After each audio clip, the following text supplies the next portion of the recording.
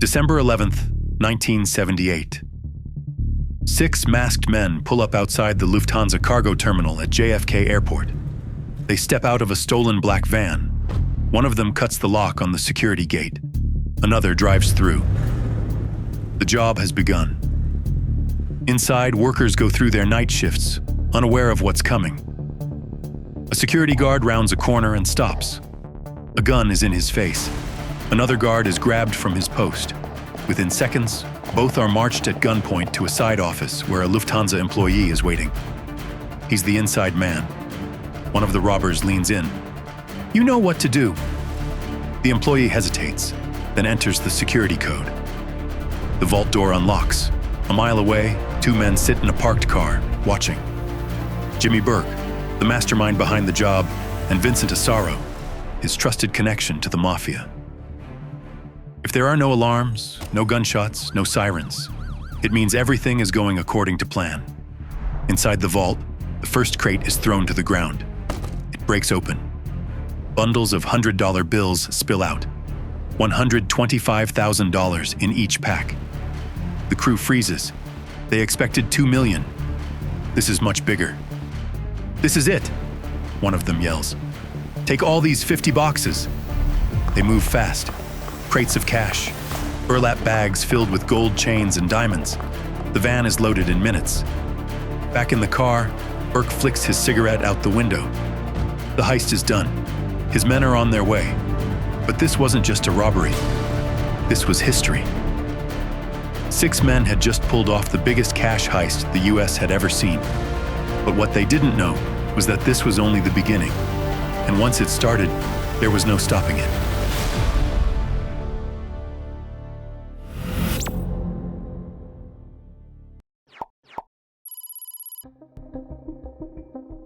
Jimmy Burke didn't plan small jobs. He planned scores, big strategic hits with high rewards and minimal risks. He could never be a made man in the mafia due to his Irish roots, but that didn't matter. He was one of the most feared and respected gangsters in New York. For years, he operated under Paul Vario, a powerful capo in the Lucchese crime family. Through Vario, Burke controlled loan sharking, extortion, and hijacking operations. And he was known for 2 things: making money and eliminating problems before they started. The Lufthansa job started with a tip from Martin Krugman, a Queens-based bookmaker with ties to Burke's crew. Krugman had a contact inside Lufthansa, Louis Werner, who owed tens of thousands of dollars in gambling debts.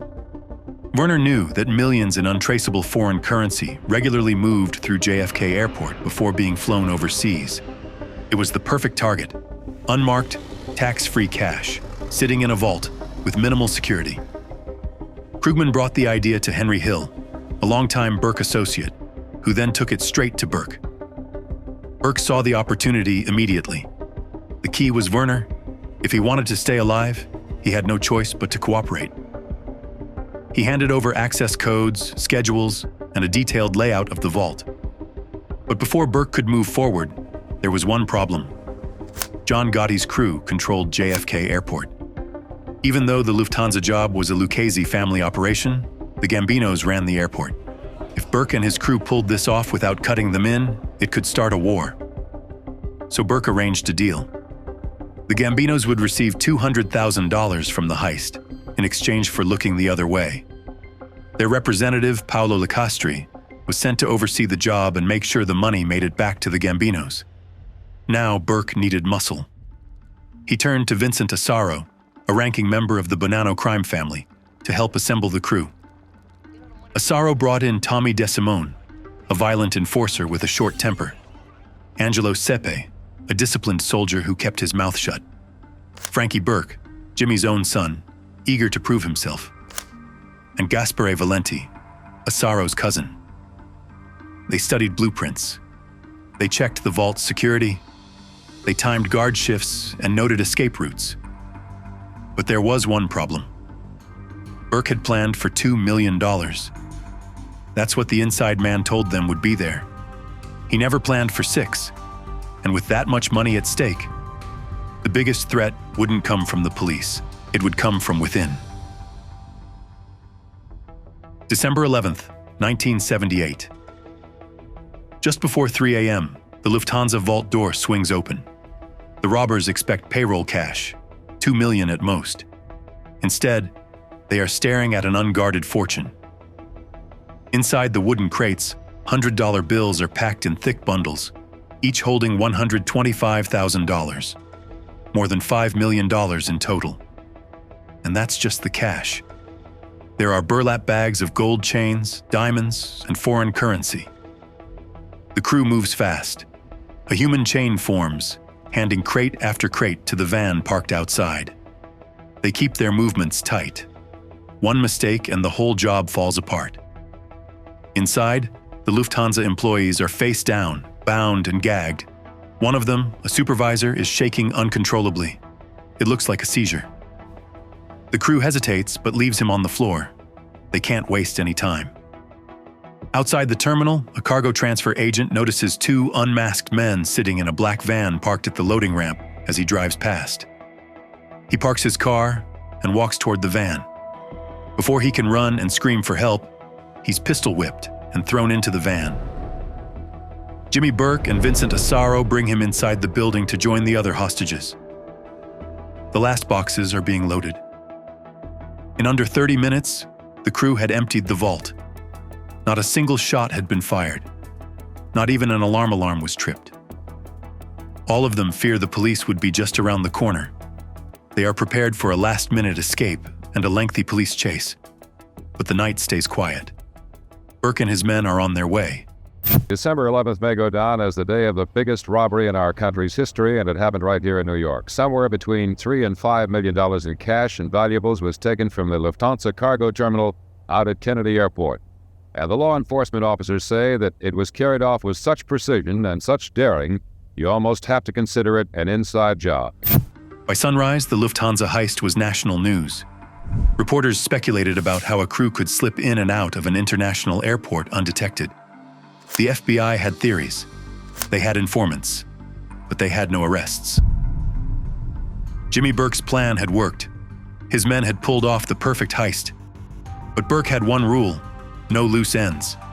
And within days, the real heist would begin. Not for money, but for survival. For weeks, the Lufthansa heist was the biggest news story in the country. The FBI flooded JFK Airport, questioning employees, searching for evidence, and reviewing security footage. But the robbers had been careful. No fingerprints, no security alarms, no immediate leads. The first break came 2 days later. NYPD officers impounded a black Ford van parked illegally in front of a fire hydrant. They ran the plates and found out it was stolen. They searched the inside, which was clean, but not clean enough. Forensics found fingerprints, and when they ran them, they had a match. Parnell Stacks Edwards. Stacks wasn't just some low-level guy. He had handled stolen vehicles for Burke before, and he knew the drill. No evidence, no mistakes. But this time, he got sloppy. Edwards' prints put the FBI on Burke's crew within 3 days of the heist.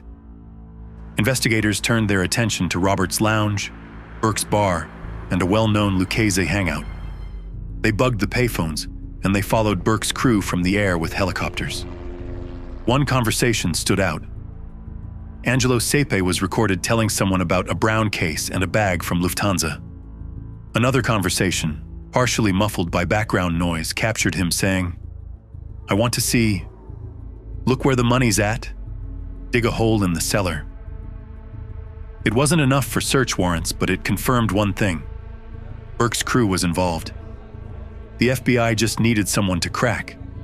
But Burke wasn't worried about the FBI. He was worried about his own people. They had stolen so much money that there was way too much attention. Someone was going to talk. And that's when he made a decision. No loose ends. The first to go was Edwards. 7 days after the heist, Tommy DeSimone and Angelo Sepe found him hiding in an apartment. He barely had time to react before they shot him 5 times in the head. The problem Burke was facing was the money. He had planned for $2 million, but he got 6. There was too much cash, and too many people expecting a cut.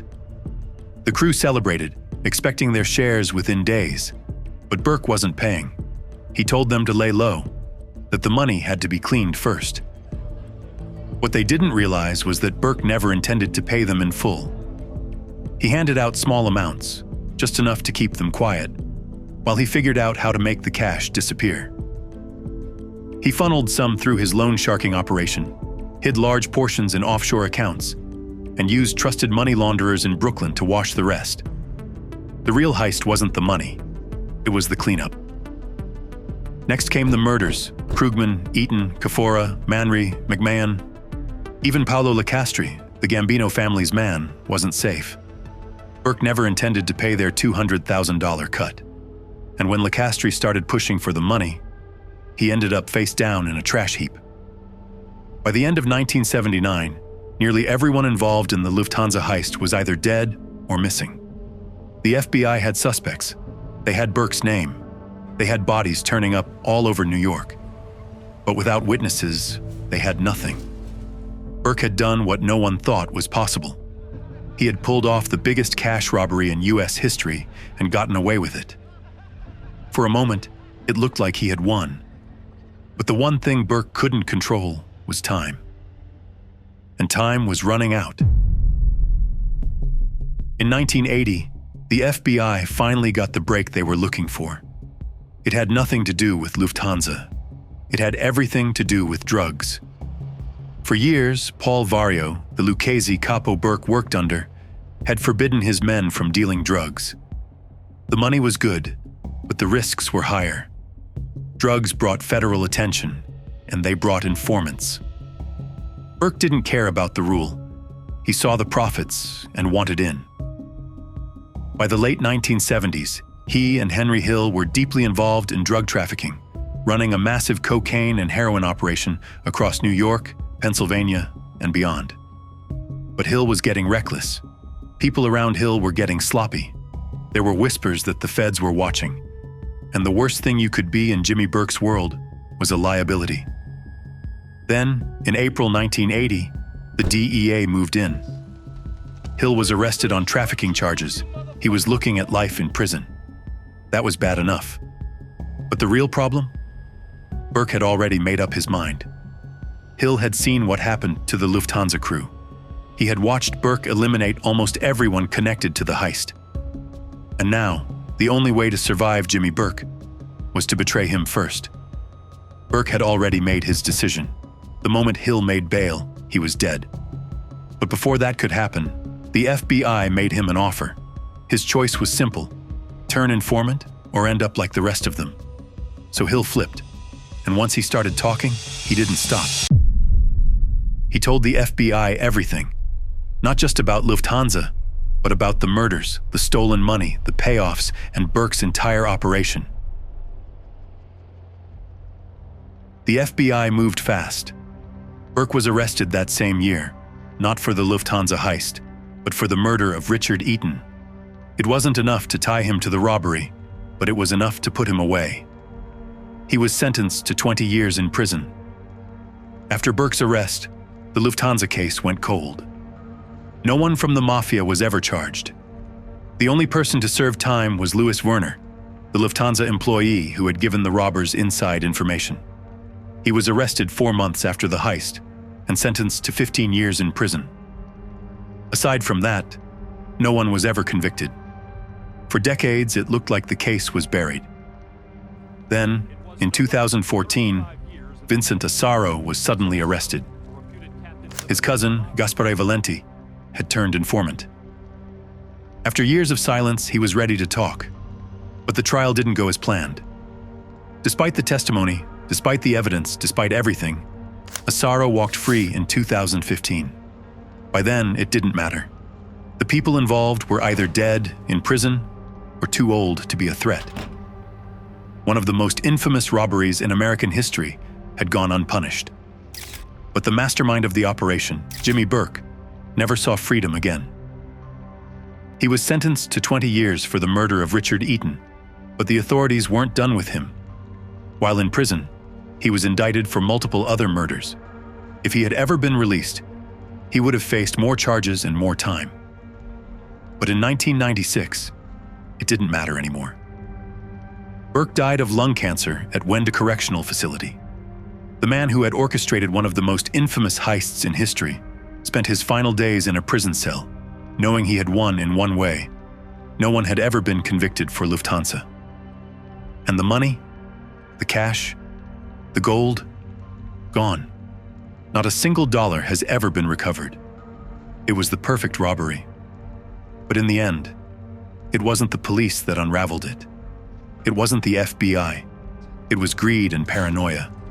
And it was the one rule Jimmy Burke built his empire on: no loose ends.